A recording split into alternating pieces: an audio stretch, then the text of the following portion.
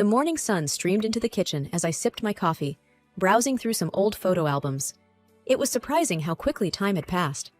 As I turned the pages, I remembered the moments we shared as a family. There were photos from vacations, birthdays, school events, and simple family outings. It all felt so recent, yet some of those moments were years ago. Daniel walked into the kitchen, his face fresh from his morning shave. "Morning, Clara. What are you looking at?" "Just some old photos," I replied, showing him a picture of our family from last Christmas. "Remember this?" He chuckled. "Oh, the time when Alex tried to cook the turkey? That was something."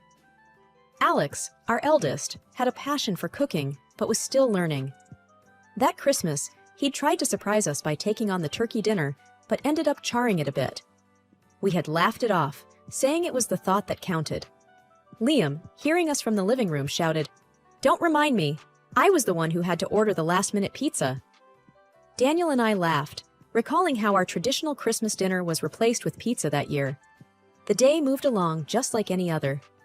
Daniel left for work, while I prepared the boys' lunches and got them ready for school. Alex and Liam, despite their occasional sibling spats, were thick as thieves. They were both in high school, with Alex being 2 years older than Liam. Their bond was something I cherished. They were each other's confidants, and their laughter often echoed through the house. That evening, as we sat for dinner, I brought up Daniel's upcoming 55th birthday. "We should do something special," I mused. "Like what, Mom?" Liam asked, his face lighting up at the idea. "I was thinking of a quiet family dinner," I began, but Alex interrupted. "Come on, Mom. Dad's turning 55. We should throw him a big party." Daniel, trying to hide his excitement, said, "I'd prefer something quiet, but I won't mind a party." The days leading up to Daniel's party were hectic. There was so much to do. Invitations to send out, food to arrange, decorations to put up. The boys were a tremendous help. They'd come home from school and immediately get to work, helping in any way they could. Alex took charge of the guest list, ensuring that all of Daniel's closest friends were invited. Liam, being the more artistic one, had ideas for decorations that would make the night truly memorable. One afternoon, as I was on my way to pick up the cake, I received a call from Ella. "Hey, Clara," she began, her voice sweet. "I heard about Daniel's party. Can I come?" Ella was a distant relative, a cousin's daughter, I believe. She was much younger, in her early 20s, and had often visited us during her childhood. Of late, however, she had drifted away, caught up in her own life, I guessed. "Of course, Ella," I responded. "It's been ages. We'd love to have you." "Great," she replied. "I'll see you soon." The day of the party arrived. The house was buzzing with energy. Liam and Alex were ensuring everything was perfect. Guests began to arrive, filling our home with laughter and chatter. Strangely, Daniel was late.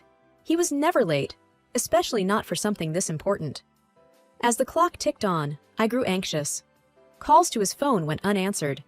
And then, the front door opened. But instead of a cheerful Daniel ready to be surprised, he walked in with Ella on his arm. The room went silent.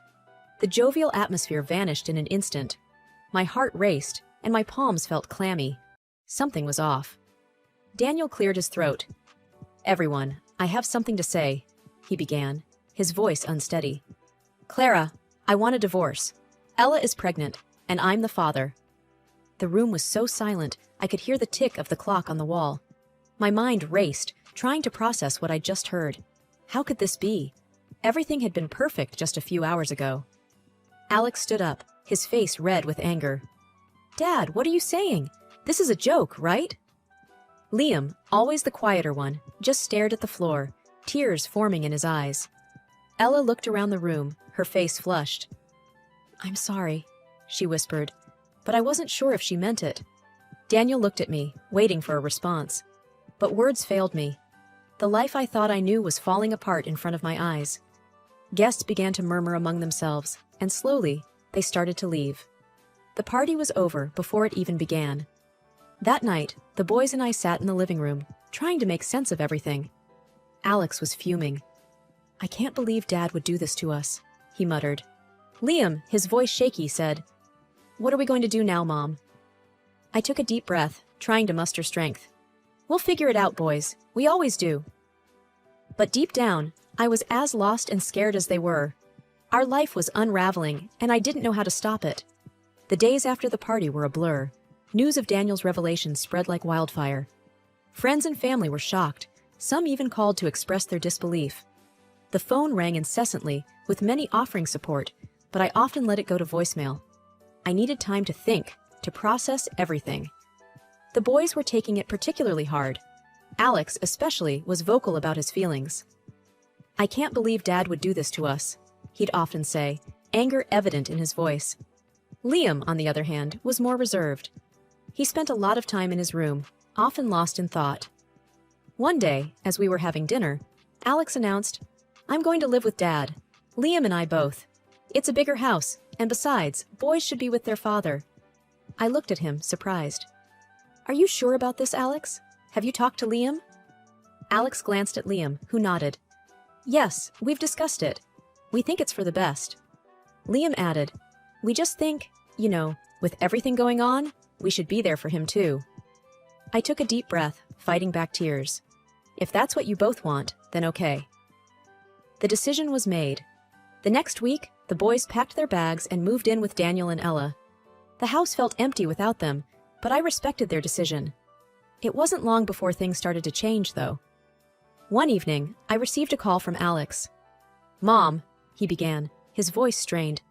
"Ella is making our lives miserable. She throws parties all the time, and her friends are always over. They're loud and obnoxious."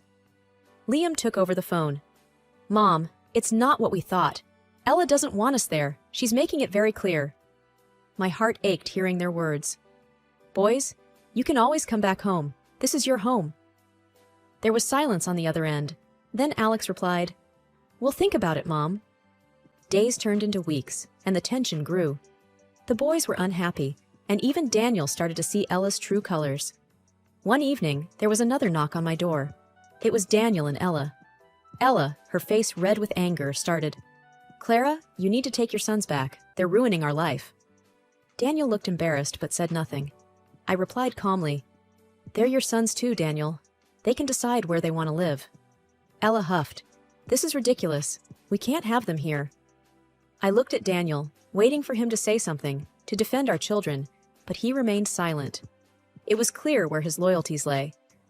The boys eventually returned home, and our small apartment was filled with life again.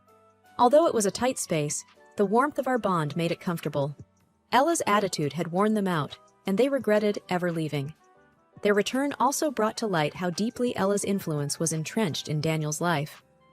One evening, as I was scrolling through my social media, an idea began to form.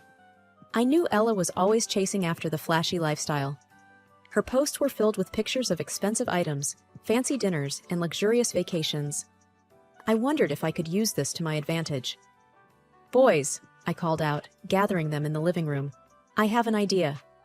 Alex looked curious. "What is it, Mom?" "I think it's time we take matters into our own hands. Ella's been having her fun, but it's time we expose her for who she really is."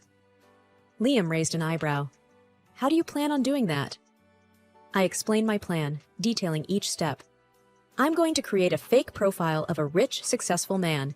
If Ella is as shallow as I think she is, she'll take the bait." Alex smirked.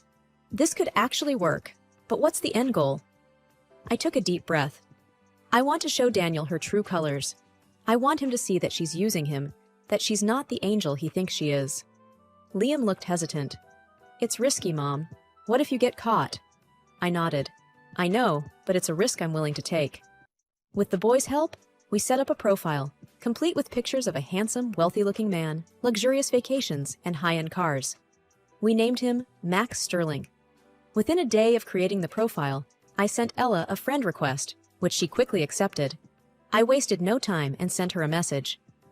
"Max. Hey, came across your profile. You have a stunning smile."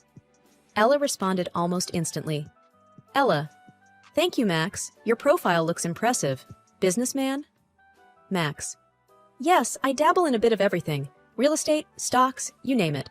By the way, are you single?" Ella replied with a wink emoji. "Currently in a situation, but nothing too serious. Why do you ask?" Max. "Well, I'm looking for someone to accompany me to some events. I could use a beautiful woman by my side." Ella's response was swift and eager. Sounds tempting. Tell me more. And so, our pen pal affair began. Ella opened up about her life, and as I'd predicted, she didn't have many kind words about Daniel. She talked about how she was just in it for the money and the luxurious life. She even mentioned faking her pregnancy to tie him down. But the worst came when she referred to me as her silly aunt and laughed about how easily she had played everyone. I had all the evidence I needed. One evening, the doorbell rang. It was Daniel. He looked worn out. "Clara, can we talk?" he asked, his voice breaking. I let him in. We sat in silence for a while. Finally, he spoke. "I think I made a mistake. Ella is different." I smirked. "Oh, you have no idea." We gathered in the living room of the house I once called home. The heavy drapes held back the evening sun, casting the room in a subdued light, matching the somber mood. Daniel looked apprehensive, constantly glancing at the front door. The boys sat rigidly, their faces reflecting a mix of anger and anticipation. Ella entered, her confident demeanor suggesting she was expecting a very different gathering. "What's all this?" she questioned, her eyes narrowing as she scanned the room, landing on me. Before anyone could reply, Daniel, with a newfound courage, handed her the tablet. "You should see this." She frowned, scrolling through the conversation. Her confident stance faltered, replaced with growing panic. She looked up, her gaze darting between Daniel and me, realizing she had been caught. "Is this your doing?" she spat, directing her anger at me. Ignoring her accusation, I asked calmly, "Is it true, Ella? Were you just using Daniel for his money? And the pregnancy?" She laughed, though there was no humor in it. "Why should it matter? He was an easy target." Alex, unable to contain his anger, shot up. "You played with our lives for your own selfish reasons." Ella smirked. "Should have kept your noses out of my business then." Liam, ever the mediator, tried reasoning. "You could have just been honest from the start. Why play this game?" She looked defiant. "Because it was easy, and I got what I wanted. He was just a stepping stone." Daniel, his voice shaking, finally spoke. "Did you ever care about me? Even a little?" She shrugged nonchalantly. "You served a purpose. That's all." With those final cold words, she stormed out, leaving a trail of destruction in her wake. There was a heavy silence. Daniel looked utterly broken, his world shattered. I sighed. "I'm sorry, Daniel, but you had to know." He nodded, tears streaming down his face. I was so blind. Alex looked at his father, his voice firm. "You made your choice, Dad. You decided to trust her over us." Liam added, echoing his brother's sentiments, "Actions have consequences."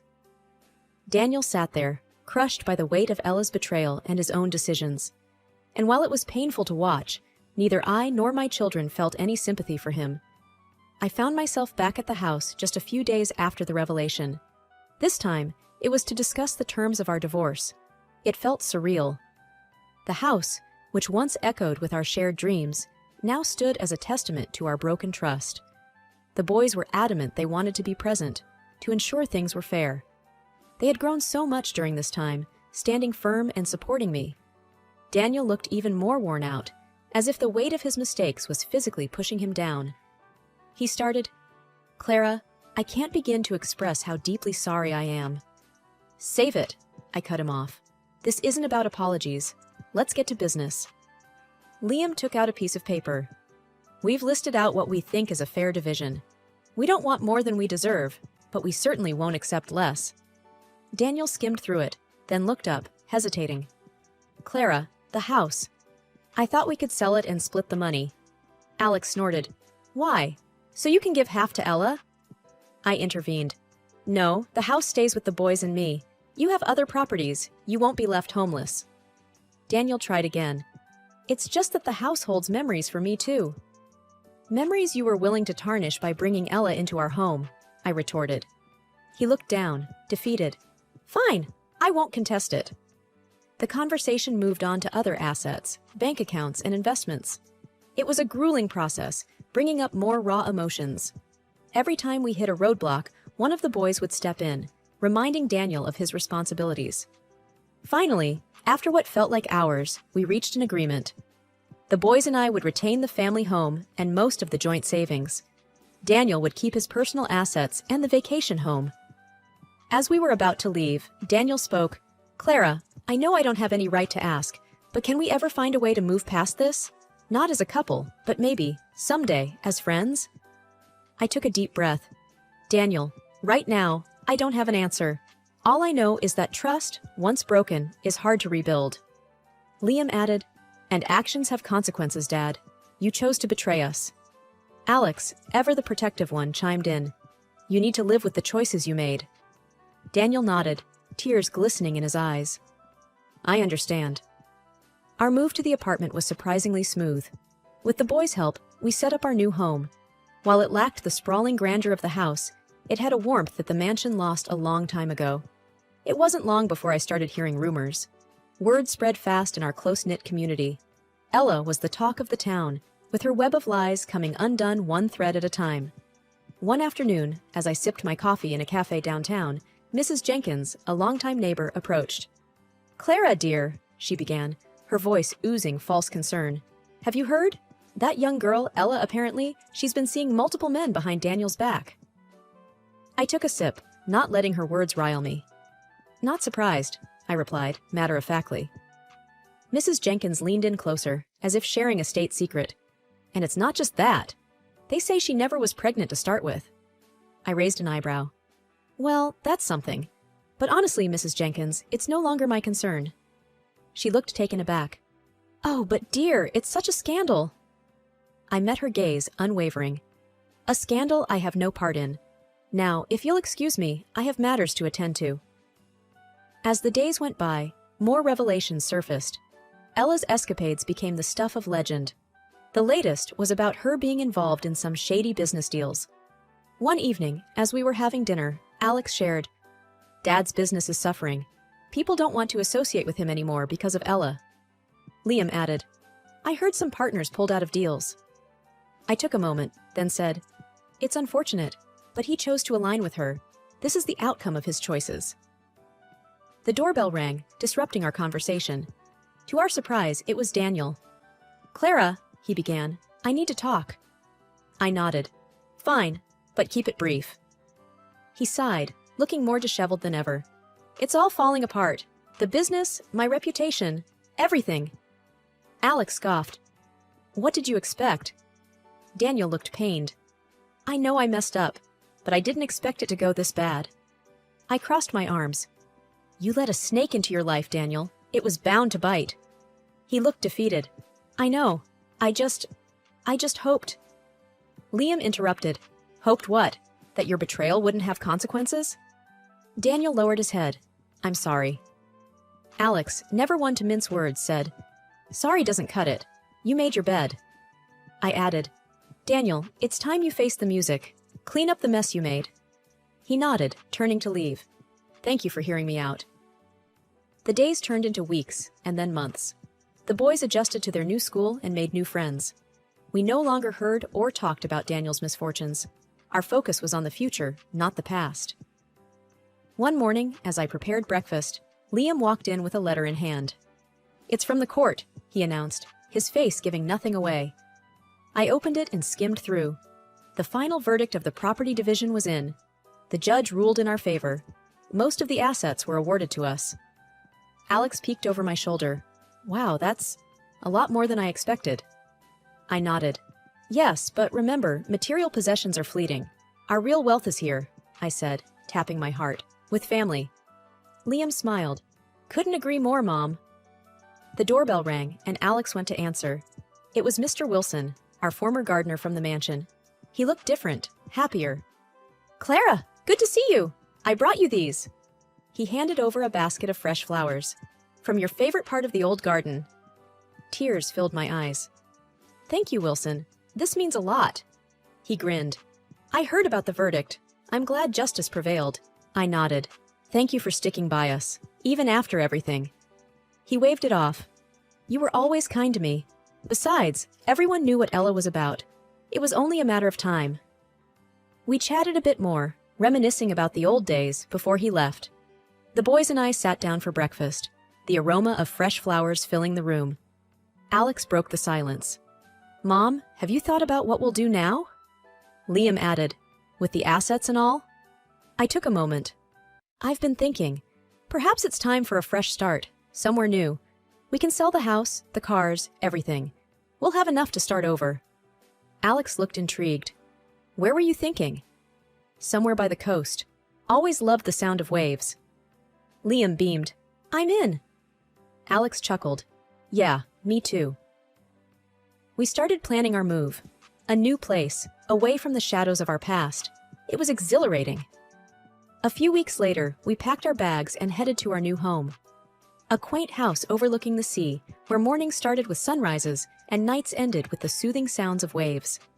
One evening, as the sun painted the horizon in hues of gold, Liam joined me. You know, Mom, this is the best decision we ever made. I smiled, looking out at the vast expanse. Yes, sometimes endings are just new beginnings in disguise. Liam wrapped his arm around my shoulders. Here's to our new beginning. I sighed contentedly. Here's to us. And as the sun dipped below the horizon, we looked ahead, our hearts full of hope, ready to embrace whatever lay ahead.